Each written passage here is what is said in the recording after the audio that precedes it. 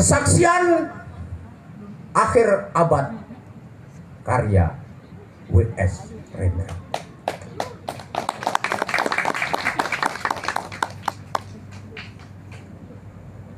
Ratap tangis menerpa pintu kalbu.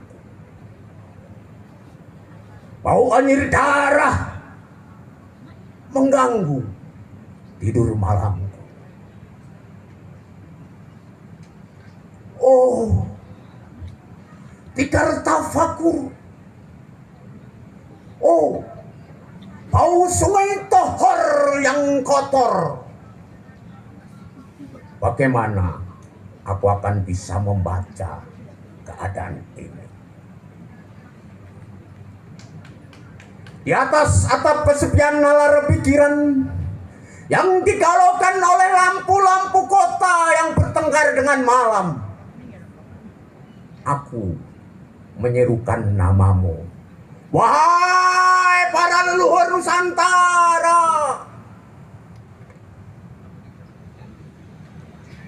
Oh, Sanjaya, leluhur dari kebudayaan tanah. Oh, Purnawarman, leluhur dari kebudayaan air. Kedua wangsamu telah mampu mempersekutukan budaya tanah dan budaya air. Tanah, air. Oh, Resi Kuturan, Resi Nirarta, Mpu tampan penuh kedamaian.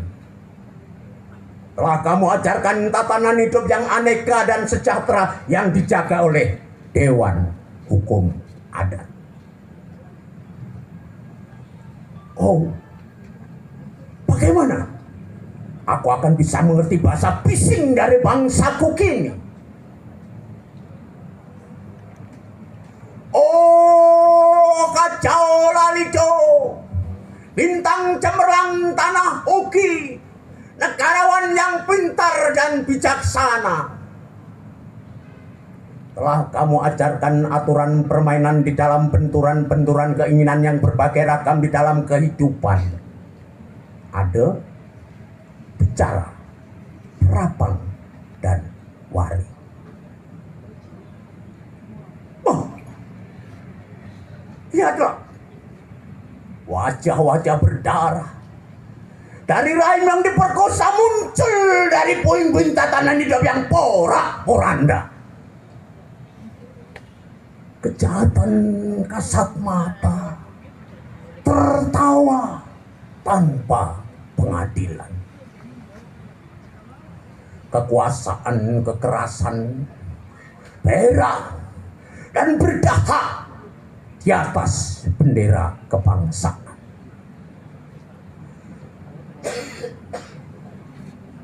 Oh, anak cucuku di zaman sibernetik, bagaimana akan kalian baca prasasti dari zaman kami? Apakah kami akan mampu menjadi elah kesimpulan? Ataukah justru kamilah yang menjadi sumber masalah di dalam kehidupan? Dengan puisi ini, aku bersaksi bahwa rakyat Indonesia belum merdeka. Rakyat yang tanpa hak hukum bukanlah rakyat merdeka. Hak hukum yang tidak dilindungi oleh lembaga pengadilan yang mandiri adalah hukum yang ditulis di atas air. Bagaimana rakyat bisa merdeka bila polisi menjadi aparat pemerintah dan bukan menjadi aparat hukum yang seharusnya melindungi hak warga negara? Bagaimana rakyat bisa merdeka bila birokrasi negara bukan menjadi aparat rakyat, melainkan menjadi aparat pemerintah yang berkuasa? Bagaimana rakyat bisa merdeka bila hak pilih mereka dipasung tidak boleh memilih secara langsung wakil-wakil mereka di Dewan Perwakilan, dan juga tidak boleh memilih secara langsung camat mereka, bupati, wali kota, gubernur, dan presiden mereka. Dan partai-partai politik menganggap rakyat hanya abdi partai yang dinamakan masa politik partai, kaula partai, atau hamba partai. Bagaimana rakyat bisa merdeka bila pemerintah melecehkan perdagangan antar daerah dan mengembangkan merkantilisme dendels sehingga tega menekan kesejahteraan buruh, petani, nelayan, guru, dan serdadu berpangkat rendah? Bagaimana rakyat bisa merdeka bila provinsi-provinsi sekedar menjadi tanah jajahan pemerintah pusat, tidak boleh mengatur ekonominya sendiri, tatanan hidupnya sendiri, dan juga keamanannya sendiri? Ayam, serigala, macan, ataupun gajah, semuanya peka pada wilayahnya masing-masing. Setiap orang juga ingin berdaulat di dalam rumah tangganya, dan setiap penduduk ingin berdaulat di dalam kampungnya. Dan kehidupan berbangsa tidak perlu merusak kedaulatan kedaerahan. Hasrat berbangsa adalah naluri rakyat untuk menjalin ikatan daya cetak antar suku yang penuh keanekaan kehidupan dan memaklumkan wilayah pergaulan yang lebih luas untuk merdeka bersama. Tetapi lihatlah selubung kabut saat ini. Penjajahan tatanan uang, penjajahan modal, penjajahan kekerasan senjata, dan penjajahan oleh partai-partai politik masih merajalela di dalam negara. Dengan puisi ini, aku bersaksi bahwa sampai saat puisi ini aku tanda tangani, para elit politik yang berkedudukan ataupun yang masih di jalan tidak pernah memperjuangkan sarana-sarana kemerdekaan rakyat. Mereka hanya rusuh dan gaduh memperjuangkan kedaulatan golongannya dan partainya sendiri. Mereka hanya bergulat untuk posisinya sendiri. Mereka tidak peduli pada posisi rakyat, mereka tidak peduli pada posisi hukum, tidak peduli pada posisi polisi ataupun posisi birokrasi. Dengan bijak, mereka akan mendaur ulang malapetaka bangsa dan negara yang pernah terjadi.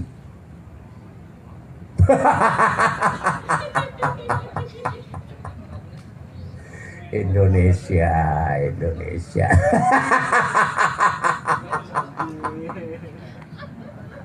Negara telah kehilangan makna. Rakyat sudah dirusak asas tatanan hidupnya. Berarti sudah dirusak dasar peradabannya. Dan akibatnya dirusak pula kemanusiaannya. Maka sekarang negara tinggal menjadi peta. Itu pun peta yang telah lusuh dan hampir sobek pula. Pendangkalan kehidupan berbangsa telah terjadi. Tata nilai rancu, dusta, pencurian, penjarahan, dan kekerasan halal. Manusia sekedar semak belukar yang gampang dikacau dan dibakar.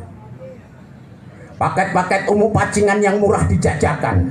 Penalaran amarah yang salah mendorong rakyat terpecah belah. Negara tidak mungkin kembali diutuhkan tanpa rakyatnya dimanusiakan. Dan manusia tak mungkin menjadi manusia tanpa dihidupkan hati nuraninya. Hati nurani adalah hakim adil untuk diri kita sendiri. Hati nurani adalah sendi dari kesadaran akan kemerdekaan pribadi. Dengan puisi ini aku bersaksi bahwa hati nurani itu meski dibakar tidak akan pernah bisa menjadi abu. Hati nurani senantiasa bisa bersemi meski sudah ditebang, putus di batang. Begitulah fitrah manusia, ciptaan Tuhan Yang Maha Esa. Terima kasih W.S. Rendra. Wassalamualaikum warahmatullahi wabarakatuh.